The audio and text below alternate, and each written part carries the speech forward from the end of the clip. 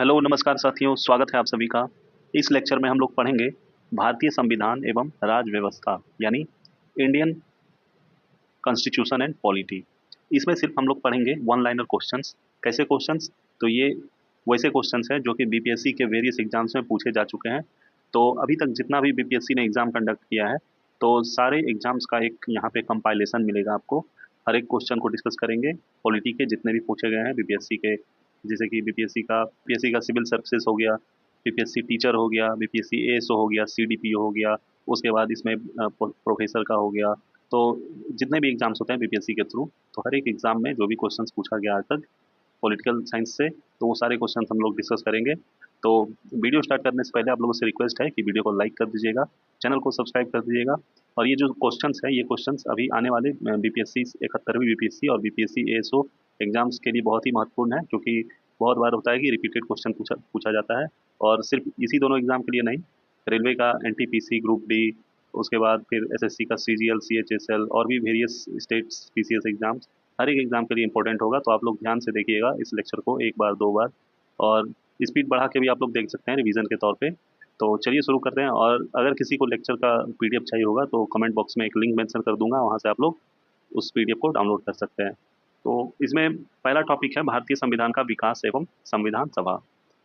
तो चलिए शुरू करते हैं। पहला क्वेश्चन है इस टॉपिक का कि अंतरिम सरकार में डॉक्टर राजेंद्र प्रसाद के पास कौन सा विभाग था? तो ये था खाद्य एवं कृषि का। खाद्य एवं कृषि का। हिंदी भारत के संघ की राजभाषा होगी, ऐसा संविधान निर्मात्री सभा की किस समिति द्वारा सितंबर 1949 में निर्णित कर दिया गया था? ये था प्रारूप समिति द्वारा। प्रारूप समिति द्वारा। भारतीय संविधान को बनाने में कितना समय लगा था? ये लगा था 2 वर्ष 11 महीने और 18 दिन। ये क्वेश्चन बहुत बार पूछा गया है बहुत सारे एग्जाम्स में। डॉक्टर राजेंद्र प्रसाद को संविधान सभा का सभापति चुना गया था कब? तो ये चुना गया था दिसंबर 1949, दिसंबर 46 को। भारतीय संविधान को संविधान सभा द्वारा अंगीकृत किया गया था कब? तो ये किया गया था 26 नवंबर 1949 को। भारतीय संविधान को अपनाया गया था कब? तो ये किसके द्वारा अपनाया गया था? तो ये अपनाया गया था संवैधानिक सभा के द्वारा। संवैधानिक सभा के द्वारा। संविधान सभा के संवैधानिक सलाहकार कौन थे? तो इसके सलाहकार थे B N Rau. B N Rau. भारतीय संविधान लागू हुआ था कब? तो ये हुआ था 26 जनवरी 1950। संविधान सभा की प्रथम बैठक कब हुई थी? ये हुई थी 9 दिसंबर 1946 को। 26 नवंबर 1949 को संविधान के किन उपबंधों को प्रभावी किया गया? तो ये था नागरिकता, निर्वाचन और अंतरिम सरकार, अंतरिम संसद। संविधान सभा का प्रांतीय संविधान समिति के अध्यक्ष कौन थे? तो ये थे सरदार पटेल। कौन थे? सरदार पटेल। वह अधिनियम जिसने इंग्लैंड में होने वाली वार्षिक परीक्षा के माध्यम से सिविल सेवकों की नियुक्ति को अनुमत किया, तो ये था 1853 का चार्टर अधिनियम। वह अधिनियम जो ब्रिटिश सरकार को बंदी प्रत्यक्षीकरण को स्थगित करने का अधिकार देता था, तो ये था रॉलेट एक्ट 1919। Rowlatt act 1919। वह अधिनियम जिसने भारत में पृथक निर्वाचन मंडल का आरंभ किया था, तो ये था भारतीय परिषद अधिनियम 1909। प्रोफेसर के सी वेयर के अनुसार भारतीय संविधान है क्या है? तो ये एक है अर्ध संघीय। अर्ध संघीय। भारतीय संविधान उतना ही संघीय है जितना इसे दोहरी राजनीति कहा जा सकता है। यह विचार किसका था? तो यह था बी आर अम्बेडकर का। प्रांतीय सरकारों का गठन कौन से अधिनियम के तहत किया गया था? यह किया गया था 1935 का अधिनियम। संविधान को 26 जनवरी के दिन लागू करने का निर्णय इसलिए किया गया था। क्यों किया गया था 26 जनवरी को ही? तो इसलिए किया गया था क्योंकि कांग्रेस ने इसी तिथि को 1930 में स्वतंत्रता दिवस के रूप में मनाया था। अब टॉपिक है भारतीय संविधान की उद्देशिका, संघ एवं राज्य क्षेत्र, भारतीय संविधान के स्रोत, अनुसूची एवं नागरिकता। पहला क्वेश्चन है, भारत में न्यायिक पुनर्विलोकन का आधार है क्या है? इसका आधार? तो इसका आधार है कानून द्वारा स्थापित प्रतिक्रिया। भारतवर्ष में संघवाद के संदर्भ में कथन सत्य है। तो दिए गए ऑप्शंस के अनुसार जो कथन सत्य है ये है, एक अर्ध संघीय राज्य है, देश के अंतर्गत भारतीय संघवाद का परिणाम है। अगला क्वेश्चन है, भारत के संविधान के अनुसार अनुच्छेद 1 देश को क्या बनाता है? तो ये एक संघ, ठीक है। भारत ने एक मजबूत केंद्र के साथ संघीय प्रणाली का विचार उधार लिया था। कहाँ से? तो ये लिया था कनाडा से। संघीय सूची के अंतर्गत शामिल है क्या? ये है रक्षा। दिए गए ऑप्शंस के अनुसार रक्षा जो है ये संघीय सूची के अंतर्गत शामिल है।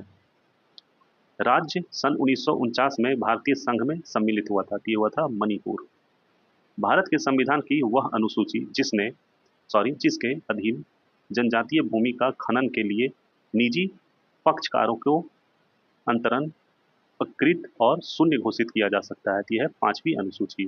पांचवी अनुसूची भारतीय संविधान की वह अनुसूची जिसमें भारतीय भाषाओं की सूची सम्मिलित की गई है। यह है आठवीं। और कितने भाषाएं टोटल? तो यह है 22।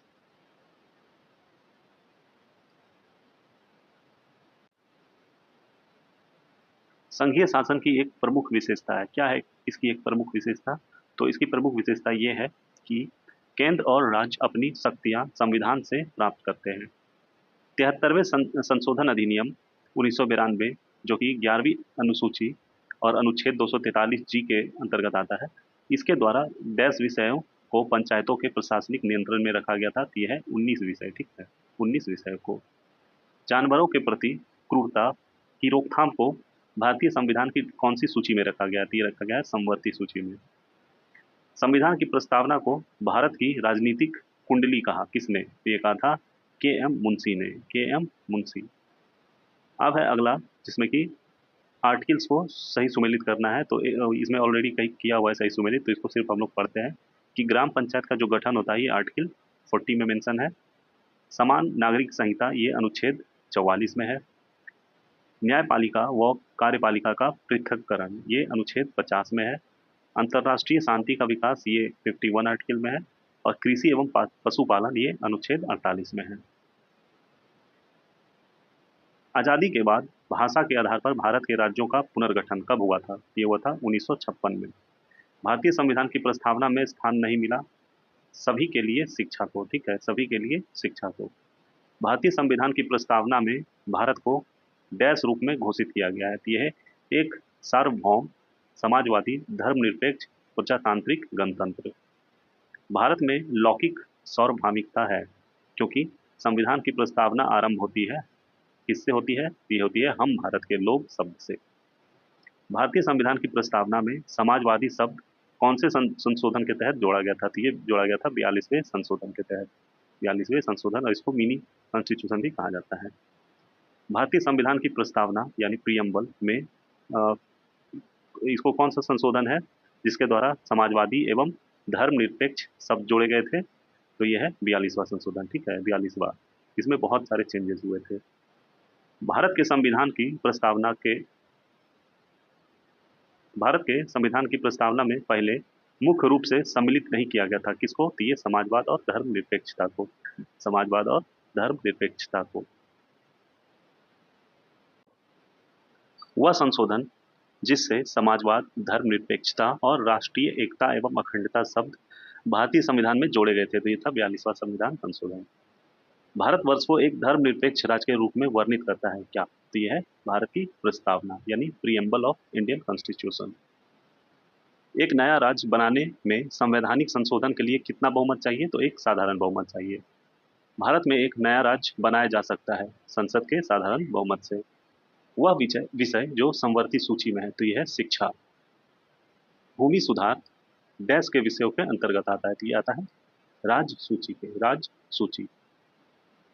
भारतीय नागरिकता नहीं प्राप्त की जा सकती है दिए गए ऑप्शंस के अनुसार जो है इसमें ये ऑप्शन सही होगा कि भारतीय बैंक में धन जमा करके, ठीक है, भारतीय बैंक में धन जमा करके यहाँ की नागरिकता नहीं ली जा सकती।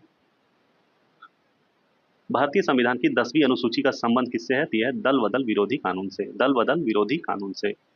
भारतीय संविधान की जिस धारा के अनुसार विधानसभा का गठन होता है वह धारा है 170। 170। भारतीय संघ का 28वां राज्य कौन सा है? तो यह है झारखंड, बिहार से अलग हुआ था। भारत ने सुदृढ़ केंद्र के साथ संघीय ढांचा यानी फेडरल सिस्टम का विचार लिया। कहां से? तो लिया कनाडा से। अब टॉपिक है तीसरा, मूल अधिकार, राज्य के नीति निर्देशक तत्व और मूल कर्तव्य। पहला क्वेश्चन में सही सुमेलित करना है। एक तरफ प्रावधान है, दूसरी तरफ भारत के संविधान से संबंधित अनुच्छेद। पहला है कि कार्य की न्याय संगत एवं मनोचित दशाएं हैं, ये आर्टिकल 42 में है। कर्मों की निर्वाह मजदूरी, ये है अनुच्छेद 43 में। कर्मकारों समान सिविल संहिता, ये अनुच्छेद 44 में। राष्ट्रीय महत्व के स्थान एवं वस्तुओं का संरक्षण, ये आर्टिकल 49 में है। अगला क्वेश्चन, भारतवर्ष में विधि की शून्यता का कौन सा पहलू पाया जाता है?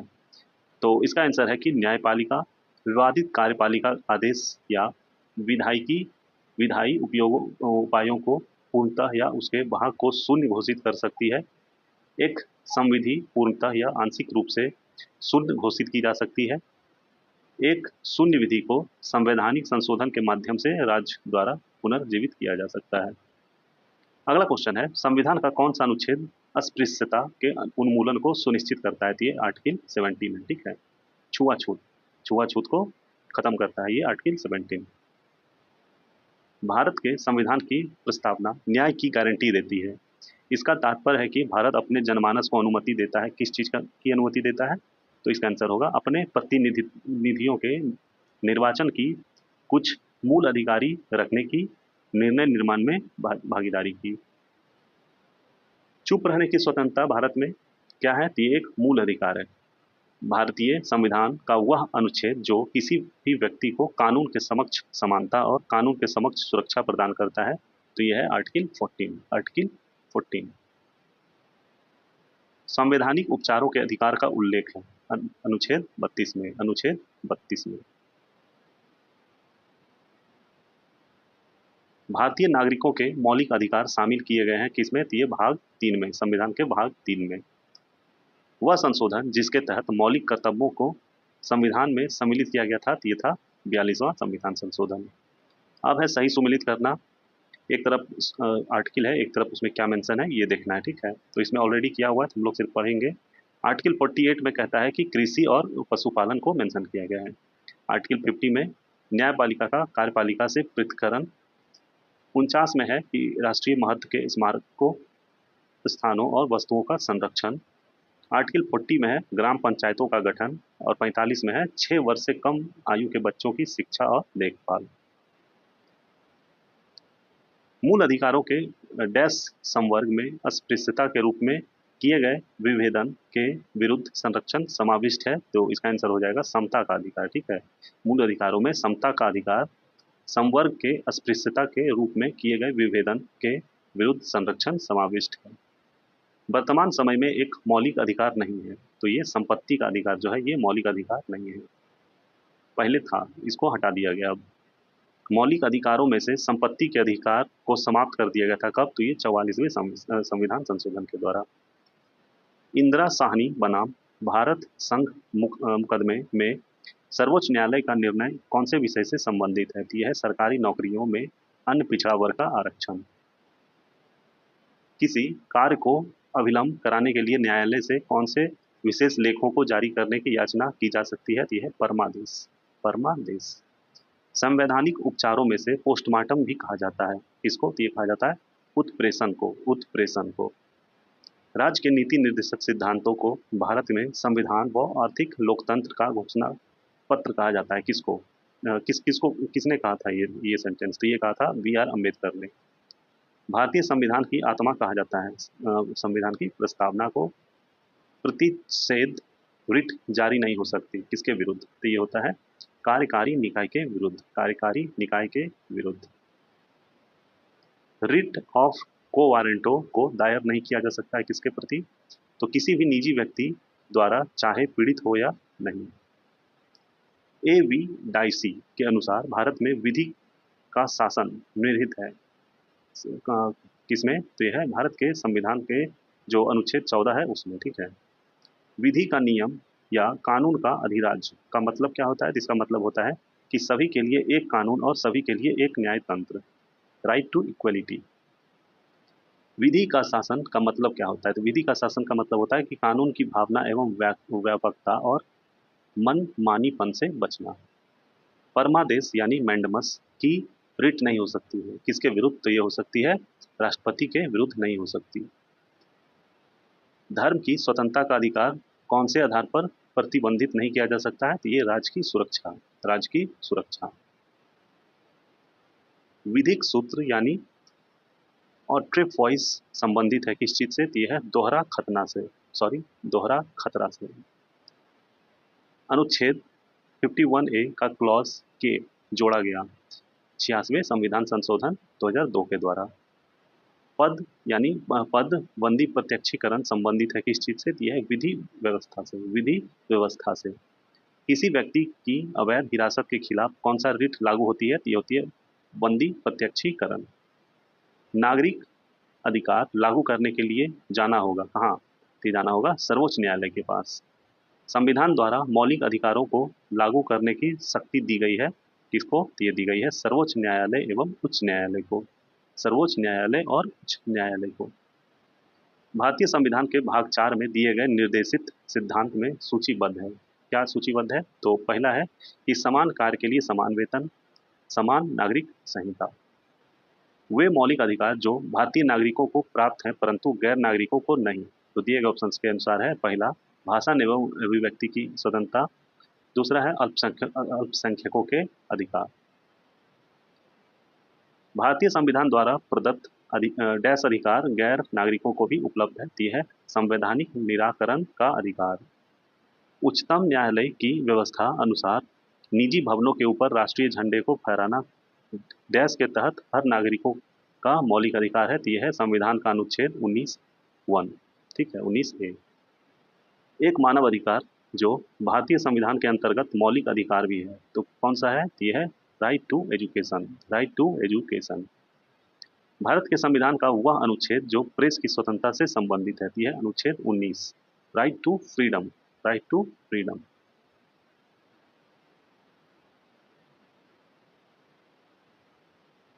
भारत में मौलिक कर्तव्य हैं हमारी मिलीजुली संस्कृति की समृद्ध विरासत को संरक्षित करना व महत्व प्रदान करना।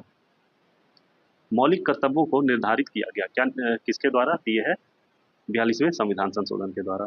42वें संविधान संशोधन अधिनियम 1976 से भारतीय संविधान में एक नया अध्याय जोड़ा गया, कौन सा, यह है मौलिक कर्तव्य। 42वें संविधान संशोधन के 10 आचार आदेशों को कौन से नाम से जाना जाता है, ये जाना जाता है मौलिक कर्तव्य के नाम से, मौलिक कर्तव्य के नाम से। पंचायती राज प्रणाली की व्यवस्था की गई है, इसका आंसर क्या होगा, तो इसका आंसर होगा राज्य के नीति निर्देशक सिद्धांत के अंतर्गत। भारतीय संविधान में कौन सा अनुच्छेद के अंतर्गत नागरिकों को मौलिक अधिकार प्रदान किए गए हैं, दी है आर्टिकल 12 से लेकर 35। मूलभूत अधिकार नहीं है, कौन सा, दी है संपत्ति का अधिकार, ये मूलभूत अधिकार नहीं है। राज्य के नीति निर्देशक सिद्धांत डैश प्रकार मौलिक अधिकारों से भिन्न है, तो इसका आंसर हो जाएगा कि निर्देश परिवर्तनीय नहीं है जबकि अधिकार परिवर्तनीय है। एक कल्याणकारी राज्य के आदर्श वर्णित है किसमें, तो यह है राज्य के नीति निर्देशक तत्व में। संवैधानिक उपचार का अधिकार आता है किसके अंतर्गत, दिया आता है मौलिक अधिकार के अंतर्गत, मौलिक अधिकार के अंतर्गत। वह अनुच्छेद जिसको B.R. अम्बेडकर के द्वारा संविधान का हृदय एवं आत्मा कहा गया था, यह है आर्टिकल 32, आर्टिकल 32। भारत के संविधान के अंतर्गत वह अनुच्छेद जो कारखानाओं में बच्चों के नियोजन का प्रतिषेध करता है, यह अनुच्छेद 24, अनुच्छेद 24। मौलिक अधिकारों की सूची में से संपत्ति का अधिकार यानी राइट टू प्रॉपर्टी डैश के शासनकाल में निकाल दिया गया था, यह था मोरारजी देसाई के। मौलिक अधिकारों की मूल सूची में जोड़ा गया, क्या जोड़ा गया, तो इसका आंसर होगा निःशुल्क एवं अनिवार्य प्राथमिक शिक्षा का अधिकार, निःशुल्क एवं अनिवार्य प्राथमिक शिक्षा का अधिकार। अब है टॉपिक राष्ट्रपति, उपराष्ट्रपति, मंत्रिपरिषद, महान्यायवादी, संसद, जिसमें कि लोकसभा और राज्यसभा दोनों आएंगे। पहला क्वेश्चन है इस टॉपिक का कि भारत के प्रधानमंत्री ने जब 73वां एवं 74वां संविधान संशोधन अस्तित्व में आए तो उस टाइम कौन थे भारत के प्रधानमंत्री, तो वो थे पीवी नरसिम्हा राव, पीवी नरसिम्हा राव।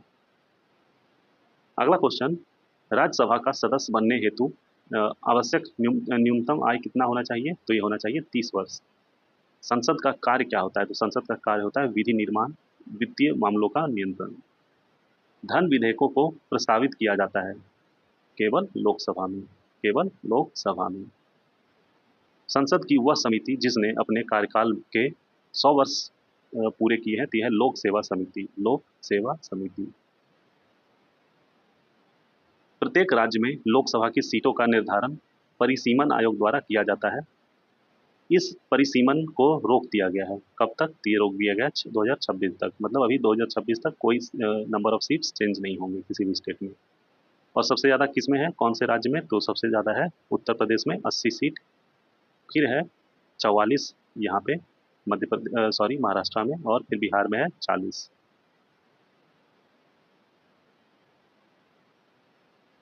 भारत का राष्ट्रपति डैश बार पुनः चुनाव के लिए पात्र होता है, तो कितनी भी बार, ठीक है। लोकसभा में सामान्यतः होते हैं 3 सत्र। लोकसभा में कम से कम कितने सत्र बुलाए जाते हैं? तो वर्ष में 2 बार, ठीक है। द्रौपदी मुर्मू कौन है? तो ये है भारत की 15वीं राष्ट्रपति। भारतीय संसदीय समूह की स्थापना की गई थी 1949 में। वह अनुच्छेद जिसके अनुसार संसद की संयुक्त बैठक होती है, तो ये मेंशन किया गया अनुच्छेद 108 में। 108 में संसद की सबसे बड़ी समिति कौन सी होती है? तो ये होती है प्राक्कलन समिति। सामान्यतः सभी महत्वपूर्ण निर्णय लिए जाते हैं मंत्रिमंडल द्वारा। स्पीकर पदेन अध्यक्ष होता है कानून समिति का। उपराष्ट्रपति का सेवा काल होता है 5 वर्ष। उपराष्ट्रपति को पदावधि पूर्ण होने से पूर्व अपने पद से हटाया जा सकता है राज्यसभा के सदस्यों द्वारा। राज्यसभा का सदस्य चुने जाने के लिए किसी भी व्यक्ति की निर्धारित न्यूनतम आयु कितनी होती है? तो ये होती है 30। राष्ट्रपति और मंत्रिमंडल के मध्य प्रमुख कड़ी कौन होते हैं? तो वो होते हैं प्रधानमंत्री। संविधान के अनुच्छेद 113 के अनुसार वार्षिक बजट में डैश अनुदान की मांगे संसद में पेश की जाती है। तो ये आर्टिकल 109 अनुदान की मांगे। वह संसदीय समिति जो कार्यपालिका को नियम विनियम बनाने के लिए प्रायोजिक शक्ति में संबंधित है, तो यह है, इसका आंसर हो जाएगा अधीनस्थ विधान पर समिति। राष्ट्रपति को उसके कार्यकाल की समाप्ति के पूर्व डैश के सुझाव पर हटाया जा सकता है, तो इसका आंसर होगा संसद के दोनों सदन के सुझाव पे। भारत के राष्ट्रपति को उसके पद से हटाया जा सकता है संसद के द्वारा। राष्ट्रपति द्वारा राज्यसभा के लिए मनोनीत किए जाते हैं 12 सदस्य। पहले लोकसभा के लिए भी 2 सदस्य मनोनीत होते थे राष्ट्रपति के द्वारा, अब उसको खत्म कर दिया है, ठीक है, 2 सदस्य होता था। राज्यसभा में राज्यों की सीटों का उचित अवरोही क्रम है। अवरोही मतलब घटते क्रम। तो सबसे ज़्यादा होता है उत्तर प्रदेश में 80, फिर महाराष्ट्र में होता है 44, फिर तमिलनाडु में आइडिया नहीं है, शायद 42 होता होगा, और बिहार में होता है 40। राज्यसभा में होते हैं 250 सदस्य, जिसमें 12 सदस्य भारत के राष्ट्रपति द्वारा मनोनीत होते हैं। राज्यसभा में निर्वाचित सदस्यों की अधिकतम संख्या कितनी होती है? तो 238 होती है। 238। राज्यसभा की लोकसभा के समान क्षमता डैश क्षेत्र में रहती है संविधान के संशोधन करने में। वह प्रधानमंत्री जिसके कार्यकाल के दौरान भारत के संविधान में 9वीं अनुसूची को पुनः स्थापित किया गया था, तो ये थे जवाहरलाल नेहरू। भारत का महान न्यायवादी नियुक्त किया जाता है किसके द्वारा? तो ये राष्ट्रपति के द्वारा। लोकसभा और विधानसभाओं के लिए एंग्लो इंडियन के नामांकन के प्रावधान को समाप्त करने के लिए कौन सी विधेयक की मांग की गई थी? तो ये है संविधान 126वां संशोधन, ठीक है, 126वां संविधान संशोधन विधेयक, जो कि 2019 में। तो इसी में जो 2 लोकसभा सदस्य चुने जाते थे राष्ट्रपति के द्वारा, तो वो खत्म कर दिया गया। भारत के राष्ट्रपति का संवैधानिक विशेषाधिकार नहीं है। क्या नहीं है? तो इसका आंसर हो जाएगा पुनर्विचार के लिए एक वित्तीय विधेयक की वापसी। लोकसभा सचिवालय डैश के सीधे पर्यवेक्षण में आता है, तो इसका आंसर होगा लोकसभा अध्यक्ष। भारत के उपराष्ट्रपति का चुनाव किया जाता है, तो इसका आंसर होगा संसद के दोनों सदनों के सभी सदस्य, चाहे निर्वाचित हो या मनोनीत। वार्षिक वित्तीय विवरणों एवं वित्त विधेयकों को संसद में इनमें से डैश अनुच्छेद के तहत पेश किया जाता है, तो इसका आंसर होगा 112 एवं 110। 112 एवं 110। जो 112 है ये वार्षिक वित्तीय विवरण, और 110 जो है ये वित्तीय विधेयक। भारत की संचित निधि से भुगतान डैश के अनुमोदन द्वारा किया जाता है, तो इसका आंसर होगा भारतीय संसद। भारत के राष्ट्रपति के चुनाव मंडल में सम्मिलित होते हैं कौन? तो संसद के दोनों सदनों के सभी निर्वाचित सदस्य एवं राज्य विधानसभाओं के सभी निर्वाचित सदस्य।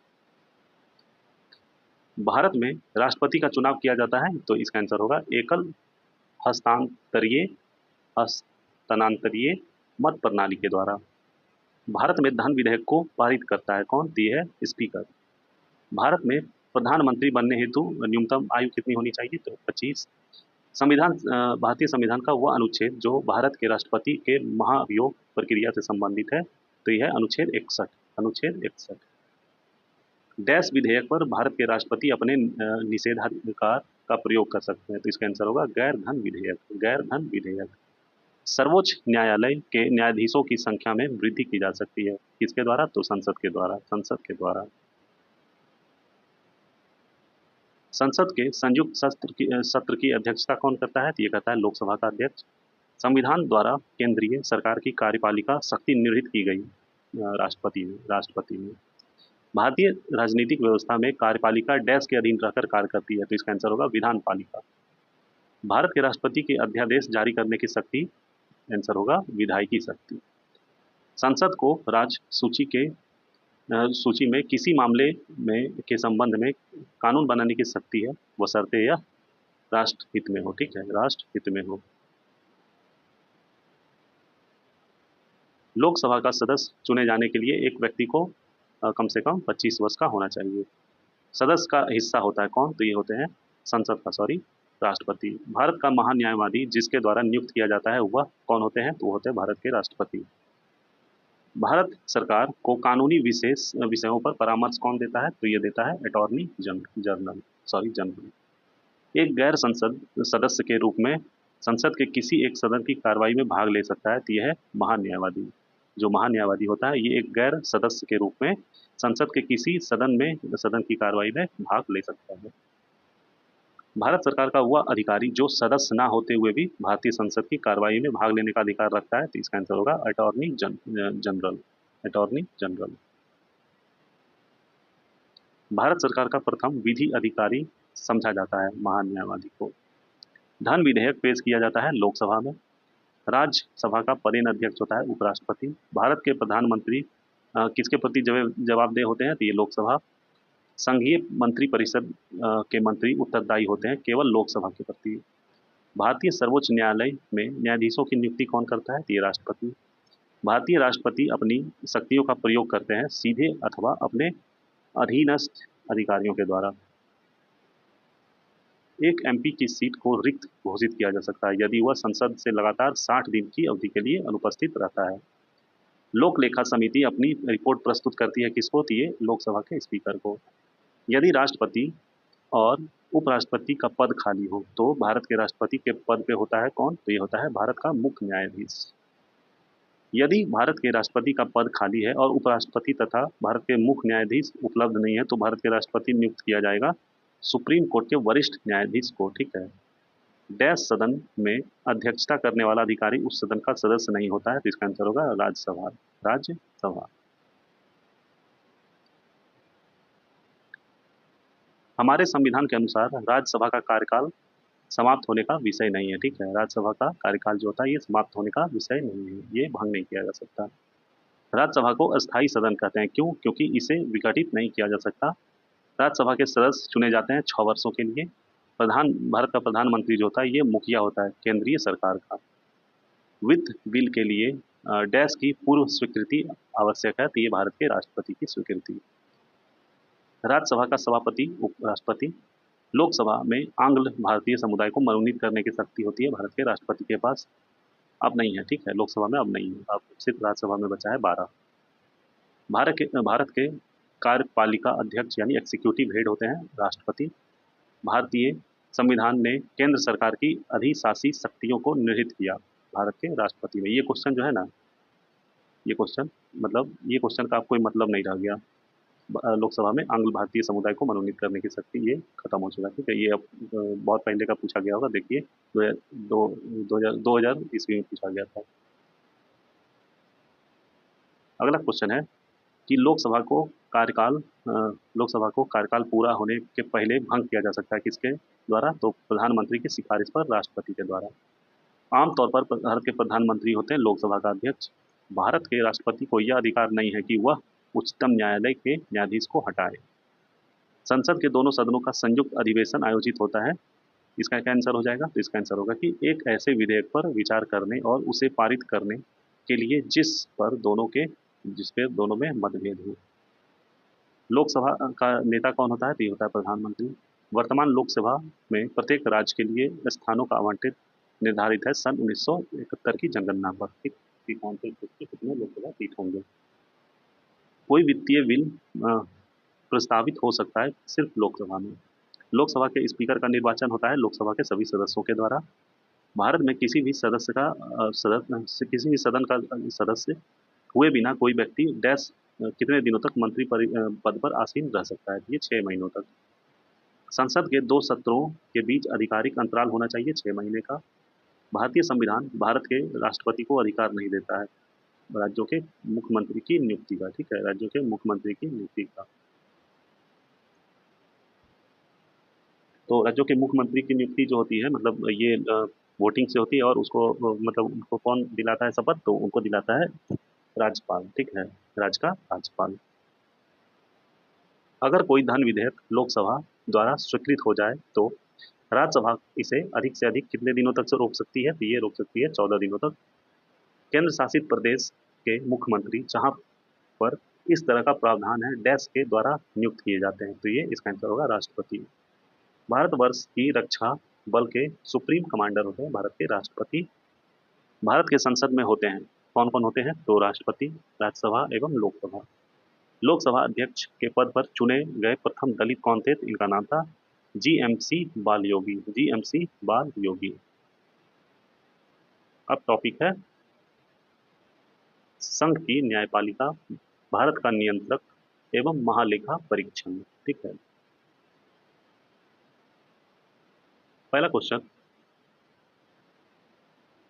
भारत एकीकृत न्यायपालिका रखती है, क्यों? क्योंकि भारत में एक मौलिक विधि तथा सर्वोच्च स्तर पर सर्वोच्च न्यायालय और उसके नीचे उच्च न्यायालयों के साथ न्याय पाया जाता है। उच्च न्यायालयों के न्यायाधीश राष्ट्रपति द्वारा नियुक्त किए जाते हैं।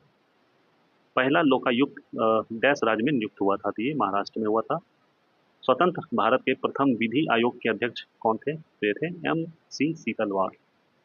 उच्चतम न्यायालय का न्यायाधीश अपना पद कार्यकाल समाप्त होने के पूर्व अपना इस्तीफा किसको सौंप सकता है? तो ये राष्ट्रपति को। सर्वोच्च न्यायालय का न्यायाधीश अपने पद से त्यागपत्र दे सकता है राष्ट्रपति को लिखकर।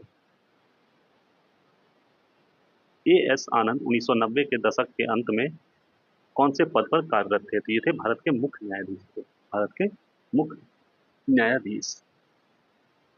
भारत के नियंत्रक एवं महालेखा परीक्षक की नियुक्ति की जाती है राष्ट्रपति के द्वारा। भारत के सर्वोच्च न्यायालय ने डैश मामले में संभावित अधिनिर्णय के सिद्धांत को अपनाया? तो इसका आंसर होगा गोलकनाथ बनाम पंजाब राज्य। उच्च न्यायालय के कर्म क्षेत्र में बदलाव किया जा सकता है किसके द्वारा? केवल संसद के द्वारा। वर्तमान में सर्वोच्च न्यायालय के न्यायाधीशों की संख्या कितनी है? ये है 34। कितनी है? 34।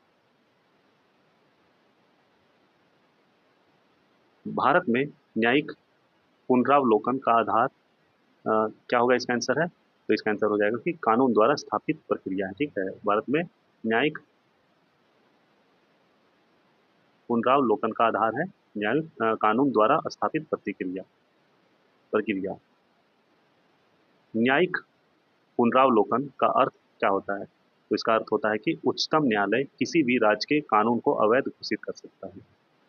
भारतीय सुप्रीम कोर्ट के संविधान के अनुच्छेद 142 में प्रावधानिक अपनी विशेष शक्तियों का उपयोग करते हुए कौन से भारतीय राज्य में लोकायुक्त नियुक्त किया? तो इसका आंसर होगा उत्तर प्रदेश। सर्वोच्च न्यायालय के न्यायाधीशों की सेवानिवृत्त की उम्र क्या होती है? ये होती है 65 वर्ष। उच्चतम न्यायालय के न्यायाधीशों की संख्या की वृद्धि करने की शक्ति है संसद के पास। भारत के सर्वोच्च न्यायालय की स्थापना हुई है भारतीय संविधान के द्वारा। अगर भारत के राष्ट्रपति के चुनाव में कोई विवाद है तो उस विवाद को सौंपा जा सकता है भारत के सर्वोच्च न्यायालय को। उच्च न्यायालयों में डैश एक से अधिक राज्य केंद्र शासित प्रदेश के लिए है, तो ये है गुवाहाटी, ठीक है। गुवाहाटी जो है ये मतलब असम के लिए तो है ही, बाकी और भी कई राज्यों के लिए वहाँ का जो है उच्च न्यायालय मतलब ऐसा सिर्फ यही नहीं है। महाराष्ट्र का भी जो बॉम्बे हाई कोर्ट है वो सिर्फ महाराष्ट्र के लिए नहीं, महाराष्ट्र के लिए भी है, गोवा के लिए भी है, और फिर और भी उधर लक्षद्वीप के लिए है। तो दिए गए ऑप्शन के अनुसार इसका आंसर हो जाएगा गुवाहाटी हाई कोर्ट। उच्चतम न्यायालय द्वारा घोषित विधि भूमि की विधि बन जाती है अनुच्छेद 141 के अंतर्गत। अब टॉपिक है राज्य की कार्यपालिका।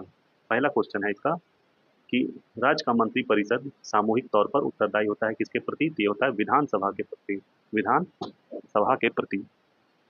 पहला लोकयुक्त स्थापित हुआ था महाराष्ट्र में। राज्य में आदेश अध्यादेश लागू किया जा सकता है राज्य के राज्यपाल के द्वारा, ठीक है। विधानसभा के दोनों सदनों द्वारा बिल पास होने के बाद राज्यपाल के पास निम्न विकल्प होते हैं। तो कौन कौन से विकल्प होते हैं? तो पहला है कि वह अपनी अनुमति दे सकता है, विधेयक को अपने पास रोक सकता है, वह विधेयक को एक बार पुनर्विचार के लिए वापस भेज सकता है, वह विधेयक को राष्ट्रपति के विचार हेतु सुरक्षित रख सकता है। अगला क्वेश्चन, डैश राज्यों की विधान परिषदों का निर्माण या संपत्ति कर सकती है? तो इसका आंसर होगा संसद। किसी राज्य में विधान परिषद की संरचना अथवा विघटन किया जा सकता है केंद्रीय संसद के द्वारा। भारत में राज्य विधान पालिकाओं यानी स्टेट लेजिस्लेचर का उच्च सदन होता है विधान परिषद यानी लेजिस्लेटिव काउंसिल। वह राज्य जिसकी विधानसभा में सदस्यों की संख्या अधिक है। दिए गए ऑप्शन के अनुसार जो है हिमाचल प्रदेश होगा, ऐसे सबसे ज्यादा उत्तर प्रदेश। और बिहार में कितना है? तो बिहार में है 243। किसी राज्य का राज्यपाल नियुक्त किया जाता है राष्ट्रपति के द्वारा। राज्य सरकारों का संवैधानिक प्रमुख कौन होता है? तो राज्यपाल। राज्य सरकार का कार्यकारी प्रमुख होता है राज्यपाल। जम्मू एवं कश्मीर के राज्यपाल की नियुक्ति कौन करता है? तो भारत का राष्ट्रपति। कानूनी विधेयकों पर राज्य सरकार के परमादेश देता है, तो इसका आंसर होगा एडवोकेट जनरल यानी महाअधिवक्ता।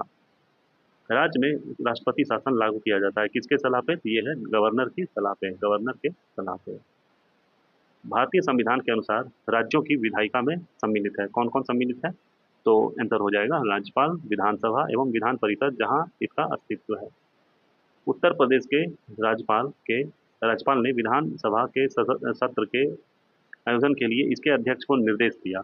ऐसा करने में वो उन अधिकारों का उपयोग कर रहे थे जो उनके पद पर निहित हैं। तो ये अनुच्छेद 175(2) के द्वारा, ठीक है। भारतीय संविधान के कौन से अनुच्छेद में राज्य की विधान सभाओं के निर्वाचन का प्रावधान प्रस्तुत करता है? यह है अनुच्छेद 170। विधान परिषद दिए गए ऑप्शन के अनुसार बिहार में, ठीक है, विधान परिषद बिहार में है। और दिए गए ऑप्शन के अनुसार बिहार आंसर होगा, लेकिन बिहार के अलावा भी और 5 राज्य हैं जहाँ की विधान परिषद है। तो एक है आंध्र प्रदेश, फिर हो गया कर्नाटक, उसके बाद हो गया महाराष्ट्र, फिर हो गया तेलंगाना, फिर हो गया उत्तर प्रदेश और अपना बिहार।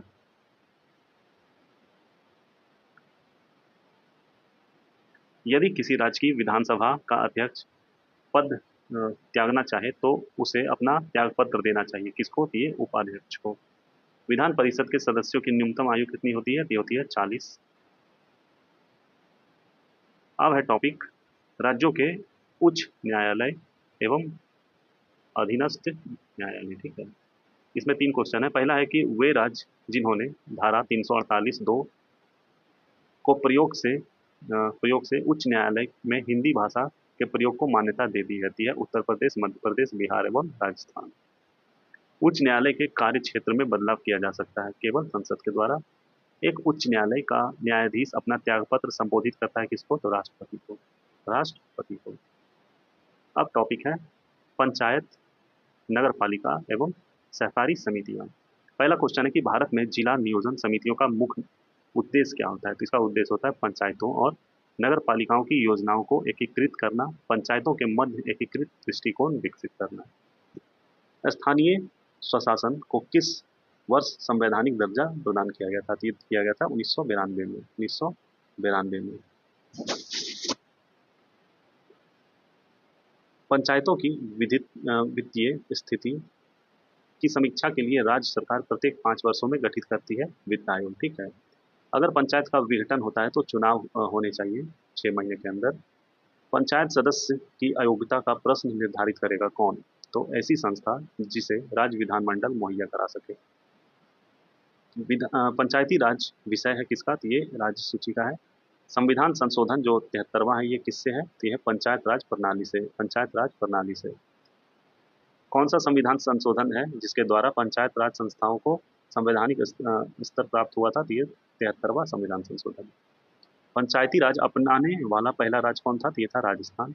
भारत में पंचायती राज व्यवस्था राजस्थान के बाद कौन सा राज्य अपनाया था, ये था आंध्र प्रदेश। पंचायती राज प्रथम बार प्रति प्रवर्तित किया गया था राजस्थान में। पंचायती राज विचारधारा की शुरुआत की गई थी बलवंत राय मेहता ने। ठीक, विकेंद्रीकरण प्रणाली की सिफारिश की थी बलवंत राय मेहता ने। भारत में पंचायती राज की अनुशंसा के लिए बनी समिति के अध्यक्ष कौन थे, तो वो थे बलवंत राय मेहता।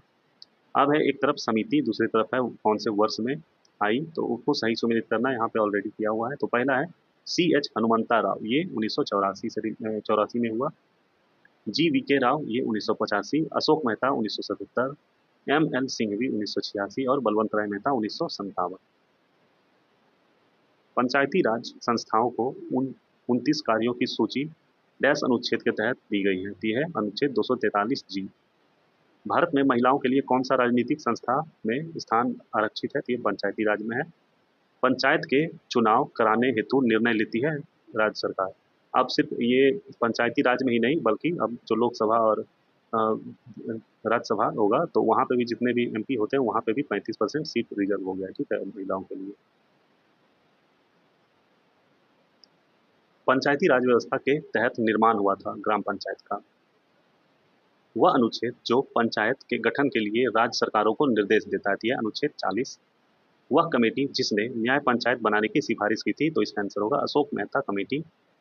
वह कार्य जो स्थानीय स्वशासन के अधिकार क्षेत्र में नहीं आता, तो इसका आंसर होगा सार्वजनिक अनुशासन का रखरखाव। सार्वजनिक अनुशासन का रखरखाव। वे राज्य जिन्होंने पंचायती राज संस्थाओं में स्त्रियों का 50% आरक्षण को वैध किया, तो यह है बिहार, उत्तराखंड, मध्य प्रदेश और हिमाचल प्रदेश। भारत में ब्लॉक स्तर पर बनी पंचायत समिति केवल प्रशासनिक पदाधिकारी होते हैं, ठीक है। एक विकास खंड पर पंचायत समिति होती है, एक प्रशासकीय अधिकरण। अशोक मेहता समिति ने सिफारिश की थी किसकी, ये पंचायती राज की द्विस्तरीय सरकार की, और त्रिस्तरीय सरकार की वो थे बलवंत राय मेहता। पंचायती राज की त्रिस्तरीय प्रणाली में आते हैं ग्राम पंचायत, पंचायत समिति और जिला परिषद। भारत में पंचायती राज प्रतिनिधित्व कौन करता है, तो इसका आंसर हो जाएगा शक्तियों का विकेंद्रीकरण, लोगों की हिस्सेदारी, सामुदायिक विकास। पंचायती राज का प्रधान लक्ष्य क्या होता है, तो इसका प्रधान लक्ष्य होता है ग्रामवासियों में शक्ति का विकेंद्रीकरण। पंचायती राज को डैश के अंतर्गत स्वशासन की इकाई के रूप में भी संगठित किया गया, तो भारतीय संविधान के 73वें संशोधन। सरकार की पंचायती राज प्रणाली की प्रमुख विशेषता क्या होती है, तो यह है इनमें सरकार 3 श्रेणियों में होती है। इसका लक्ष्य गांव को सामाजिक एवं आर्थिक न्याय प्रदान करना होता है। जिला परिषद में इसके सदस्य के रूप में कुछ सांसद होते हैं।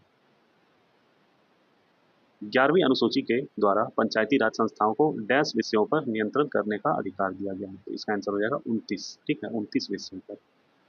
अब है प्रमुख आयोग एवं समितियां। पहला है कि सरकारी आयोग के गठन का उद्देश्य क्या था, इसका उद्देश्य था केंद्र राज्य संबंधों की समीक्षा करना। समिति में लोकसभा और राज्यसभा दोनों के प्रतिनिधित्व शामिल होते हैं। कौन सी समिति होती है वो, तो ये होती है लोक लेखा समिति और सार्वजनिक समिति। समिति का मुख्य उद्देश्य 1970 से पूर्व भारत में दल बदल की सटीक परिभाषा देता है। कौन, तो यह है चौहान समिति। चौहान समिति। अब टॉपिक है अनुसूचित जाति एवं जनजाति और संघ राज्य संबंध। पहला है कि कावेरी जल विवाद कौन से राज्य के बीच है, है कर्नाटक और तमिलनाडु के बीच। भारतीय संविधान के कौन से अनुच्छेद के अंतर्गत लोकसभा में अनुसूचित जातियों के लिए आरक्षण का प्रावधान किया गया है, तो यह अनुच्छेद 330 में।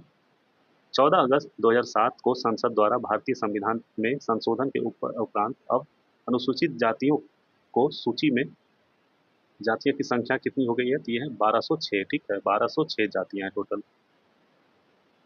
भारत के राष्ट्रपति को विशिष्ट केंद्र राजकोषीय फिस्कल संबंधों के बारे में सुझाव दिया जाता है, किसके द्वारा, तो ये वित्त आयोग के द्वारा। भारतीय संविधान का वह अनुच्छेद जो संवैधानिक प्रावधानों की संघीय संसद, राज्य विधान पालिकाओं द्वारा बनाए गए नियमों कानून पर प्राथमिकता प्रदान करता है, तो इसका आंसर होगा 245। ठीक, 245 अनुच्छेद।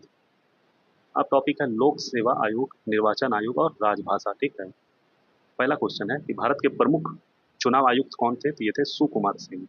सुकुमार सेन। भारत का निर्वाचन आयोग है क्या है? तो ये एक स्थानीय संवैधानिक निकाय है। स्थानीय संवैधानिक निकाय। यह बिहार की एकमात्र भाषा है जिसकी अपनी लिपि तिरहुतिया है, तो इसका आंसर हो जाएगा मैथिली भाषा। भारत के निर्वाचन आयोग द्वारा पहली ट्रांसजेंडर चुनावी एम्बेसडर नियुक्त की गई थी, तो कौन थी? तो ये थी गौरी सावंत। चुनावी बॉन्ड योजना का शुभारंभ हुआ था जनवरी 2018 में। भारत में राजनीतिक दलों का पंजीकरण डैश के अनुसार किया जाता है, तो इसका आंसर होगा लोक प्रतिनिधित्व अधिनियम 1951 के तहत। भारतीय संविधान का वह अनुच्छेद जो प्राथमिक स्तर पर मातृभाषा में शिक्षा की सुविधाओं से संबंधित है, तो इसका आंसर होगा अनुच्छेद 350। भारत के संविधान का अनुच्छेद 312 संबंधित है, तो यह है नई अखिल भारतीय सेवाओं से। राजनीतिक दलों के स्तर को मान्यता प्रदान करता है निर्वाचन आयोग। भारत के संविधान का वह अनुच्छेद जो भारतीय निर्वाचन आयोग की स्थापना से संबंधित है, तो इसका आंसर होगा अनुच्छेद 324। भारत के संविधान का वह अनुच्छेद जो देवनागरी लिपि में हिंदी को संघ की सरकारी भाषा के रूप में मान्यता देता है, तो यह है आर्टिकल 343। फिर से इस क्वेश्चन को एक बार पढ़ते हैं, ये क्वेश्चन बहुत बार रिपीट हुआ है। भारत के संविधान का वह अनुच्छेद जो देवनागरी लिपि में हिंदी को संघ के सरकारी भाषा के रूप में मान्यता देता है, तो ये आर्टिकल 343 है। डैश मामले में स्वतंत्र एवं निष्पक्ष चुनाव भारतीय संविधान की मूल संरचना के रूप में पहचाना जाता है, तो इसका आंसर हो जाएगा इंदिरा गांधी बनाम राजनारायण। वर्तमान में भारत के मुख्य चुनाव आयुक्त कौन है? तो ये दिए गए क्वेश्चन मतलब जब पूछा गया था क्वेश्चन तो उस टाइम तो था एस कृष्ण मूर्ति, लेकिन ये अब नहीं है। ठीक है, अब कौन है? तो अब है, तो अब जो है उनका नाम है ज्ञानेश कुमार। क्या नाम है? ज्ञानेश कुमार। ज्ञानेश कुमार। और ये कौन से नंबर के हैं? तो ये है 26 नंबर के। ठीक है, 26। अगला है कि भारत के विभिन्न राजनीतिक दलों को राष्ट्रीय या क्षेत्रीय दल का दर्जा देने का अधिकार है चुनाव आयोग को। संघीय लोक सेवा आयोग के अध्यक्ष की नियुक्ति करता है, कौन करता है? तो ये करता है राष्ट्रपति। राज्य लोक सेवा आयोग का अध्यक्ष नियुक्त किया जाता है राज्य के राज्यपाल के द्वारा। संघ लोक सेवा आयोग अपनी वार्षिक प्रतिवेदन सौंपता है राष्ट्रपति को। निर्वाचन आयुक्त को हटाया जा सकता है किसके द्वारा? तो इसका आंसर हो जाएगा मुख्य निर्वाचन आयुक्त के परामर्श पर राष्ट्रपति के द्वारा। अब टॉपिक है आपातकाल उपबंध और संविधान संशोधन। पहला क्वेश्चन है कि संवैधानिक संशोधन अधिनियम ने भारत के संविधान के मौलिक अधिकारों और डीपीएसपी में सहकारी समितियों से संबंधित नए प्रावधान जोड़े हैं, तो कौन सा है? तो ये 97वां जो था संवैधानिक संशोधन, ये 2011 वाला, तो वही आंसर हो जाएगा। भारतीय संविधान की प्रस्तावना में समाजवादी एवं धर्मनिरपेक्ष शब्द 42वें संविधान संशोधन के द्वारा जोड़ा गया था। संविधान का 105वां संविधान संशोधन जो संबंधित है किससे है? तो यह राज्यों को अन्य पिछड़ा वर्ग निर्धारण करने की शक्ति देता है। 73वें संविधान संशोधन के बाद विकेंद्रीकरण किया गया था, इसका क्या आंसर होगा? तो निर्माण लेने की शक्तियां का, पूर्ण व्यवस्था का और प्रशासनिक शक्तियों का। 73वें संविधान संशोधन अधिनियम के तहत पंचायती राज संस्थाओं में चुनाव लड़ने के लिए न्यूनतम आयु कितनी होनी चाहिए? तो ये होनी चाहिए 21 वर्ष। भारतीय संविधान के संशोधन का प्रस्ताव लाया जा सकता है किसके द्वारा? तो संसद के द्वारा। 127वां संविधान संशोधन विधेयक 2021 संबंधित है आरक्षण से।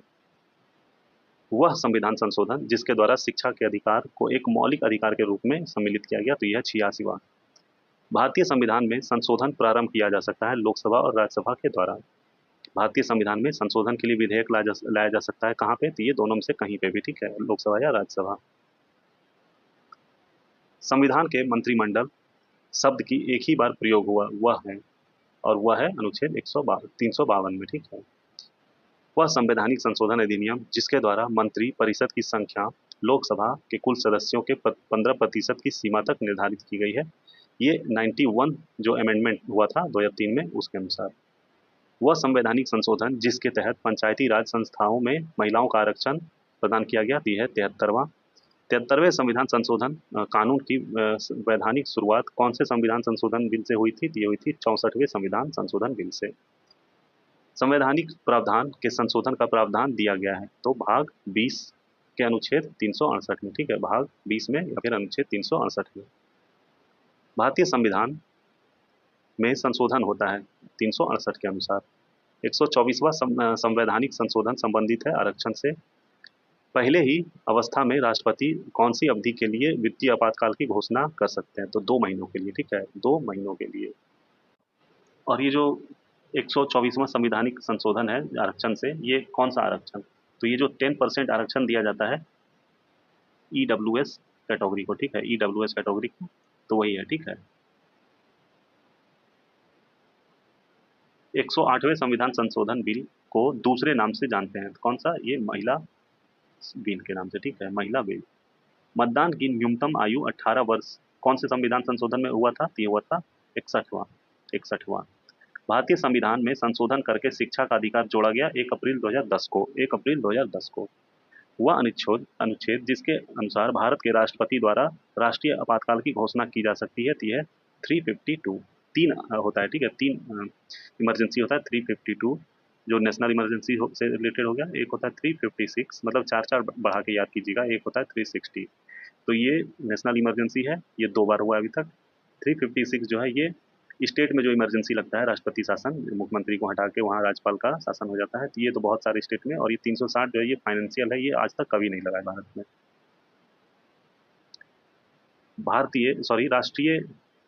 राष्ट्रपति राष्ट्रीय आपातकाल की घोषणा कर सकता है हथियारबंद विरोध के आधार पर, बाहर के आक्रमणों के आधार पर, युद्ध के आधार पर। वह संविधान संशोधन अधिनियम जिसको लघु संविधान संशोधन कहा जाता है, तो 42वां। भारत के संविधान में मौलिक कर्तव्य कौन से संविधान में जोड़ा गया था संविधान संशोधन में? तो ये 42वें में। भारतीय संविधान के लिए प्रथम संशोधन जो हुआ था ये 1951 में हुआ था। प्रथमतः आपात स्थिति की घोषणा डैश समय काल के लिए सीमित की जा सकती है, तो ये 6 महीने के लिए। अब कुछ मिसलेनियस क्वेश्चंस हैं पॉलिटी के। पहला है कि 1953 में राज्य पुनर्गठन आयोग के सदस्य कौन थे? तो ये थे के.एम. पनिकर, हृदयनाथ कुंजरू और फजल अली। भारत में दबाव समूह पीड़ित है किस चीज से? तो यह विचारधारा में प्रतिबद्धता की कमी में, देश की राजनीति में स्वायत्ता भूमिका की कमी से। राष्ट्रीय जनता दल की स्थापना कब हुई थी? ये हुई थी 1997 में। सूचना का स्वतंत्रता अधिनियम बना तो वर्ष 2002 में। एक साधारण विधेयक को प्रस्तावित किया जा सकता है संसद के किसी भी सदन में। विवाद से विश्वास बिल 2020 को मार्च 2020 में लोकसभा ने मंजूरी दी थी। यह बिल जो है संबंधित है किससे? तो ये प्रत्यक्ष कर से। उच्चतम न्यायालय द्वारा हाल ही में फैसला सुनाया गया कि सभी महिला अधिकारी भारतीय सेना में स्थायी कमिश्नर की हकदार हैं। इस फैसले ने एक संघर्ष समाप्त किया जो 2003 की शुरू हुआ था। इसकी पहली याचिकाकर्ता थी कौन? तो इनका नाम है बबीता पुनिया। हाल ही में किसके सेवा विस्तार को मंत्रिमंडल की नियुक्ति समिति ने मंजूरी दी है? यह सामंत कुमार गोयल ये रॉ के अध्यक्ष रह चुके हैं। भारतीय प्रशासन में विभाजन प्रणाली संबंधित है नीति कार्यान्वयन से, ठीक है। भारतीय संविधान का अनुच्छेद 300 किससे संबंधित है? यह मुकदमे तथा कार्यवाही से। केंद्र सरकार में उच्चतम नागरिक सेवा अधिकारी कौन होते हैं? ये होते हैं मंत्रिमंडल सचिव। राष्ट्रीय महिला आयोग बनाया गया था संसद से पारित अधिनियम के द्वारा। तीनों सेवाओं के लिए रक्षा प्रमुख, चीफ डिफेंस स्टाफ पद की स्थापना के लिए प्रथम बार कौन सी कमेटी ने सिफारिश की थी? ये थे के सुब्बाराव कमेटी। भारत का वह प्रथम राज्य जिसने मसाला बॉन्ड बाजार में प्रवेश किया थी है केरल। गन आइलैंड नामक पुस्तक के लेखक तो यह है अमिताभ घोष।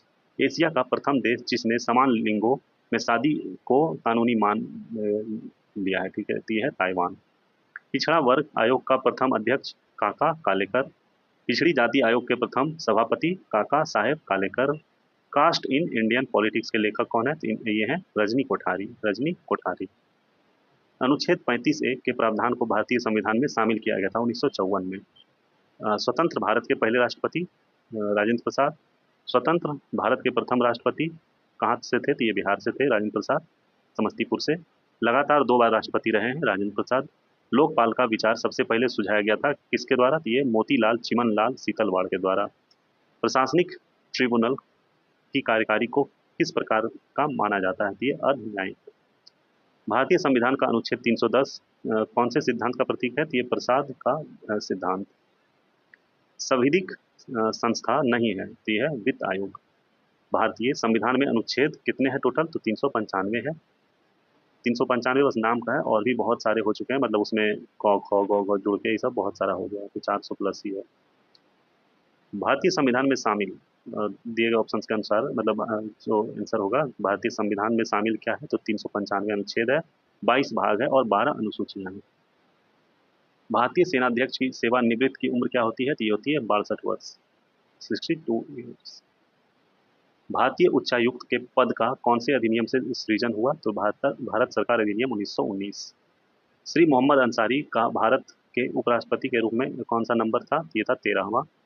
श्रीमती प्रतिभा पाटिल का भारतीय गणतंत्र के राष्ट्रपति के रूप में कौन सा नंबर था? तो ये 12वां। एक विधेयक जो संसद में प्रस्तुत किया जा सकता है डैश क्रिया के बाद अधिनियम बन जाता है, तो जब राष्ट्रपति अपनी सहमति दे देता है तब। सीमा सुरक्षा बल की स्थापना की गई थी 1965 में। भारत में चलित न्यायालय, इनका मानस पुत्र है कौन? तो ये इसका आंसर हो जाएगा डॉक्टर एपीजे अब्दुल कलाम। लोकसभा में राज्यवार सीटों का आवंटन 1973 की जनगणना के आधार पर आधारित है। यह निर्धारण कितने वर्ष तक रहेगा? तो ये 2026 तक रहेगा, ठीक है। उसके बाद चेंज किया जाएगा कि मतलब पॉपुलेशन के अनुसार कि कौन से स्टेट में किस अनुसार है, तो उस अनुसार सीट चेंज होगा। योजना आयोग की स्थापना हुई थी 15 मार्च 1950 को। 12वें वित्त आयोग के अध्यक्ष डॉक्टर सी रंगराजन थे। भारतीय संविधान में अनुच्छेद 370 है, जम्मू कश्मीर राज्य से संबंधित। भारतीय राजनीतिक व्यवस्था के में सर्वोच्च क्या होता है? तो ये होता है संविधान। राजनीतिक शब्दावली में शून्यकाल का अर्थ क्या होता है? तो इसका मतलब होता है प्रश्न उत्तर सत्र। बाबरी मस्जिद राम जन्मभूमि का विवाद जो इलाहाबाद उच्च न्यायालय लखनऊ न्यायपीठ के समक्ष था, का प्रकार था, क्या प्रकार था? तो स्वत्वाधिकार मुकदमा यानी टाइटल सूट। संविधान समीक्षा आयोग जिसे फरवरी 2000 में गठित किया गया था, उसके अध्यक्ष थे एम.एन. वेंकट चलैया।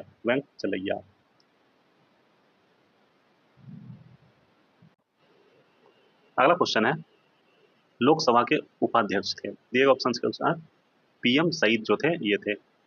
लोकसभा का पहला आम चुनाव कब हुआ था? तो 1952 में। वह राज्य जो सबसे अधिक प्रतिनिधित्व लोकसभा में भेजता है, तो उत्तर प्रदेश। भारत में प्रजातंत्र इस तथ्य पर आधारित है कि जनता को सरकारों को चुनने तथा बदलने का अधिकार प्राप्त है। सिक्किम भारत का एक राज्य बना था कब? तो ये 45वां संविधान संशोधन अधिनियम के तहत 1974 में।